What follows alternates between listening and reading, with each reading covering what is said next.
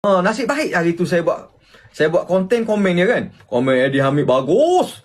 Eddie Hamid nombor 1. Eddie Hamid gini-gini. Lagu dia orang bunian dengar. Eddie Hamid lagu paling popular. Saya cakap benda benar. Tiba-tiba I love you, you like I lah. Tiba-tiba Eddie saya pun, bang.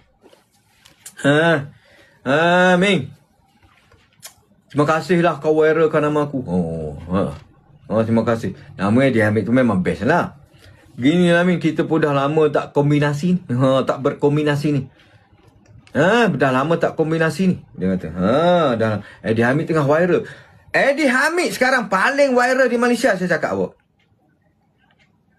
Kalau nak banding, bukan kata saya nak puji dia, bukan. Bukan saya nak puji dia.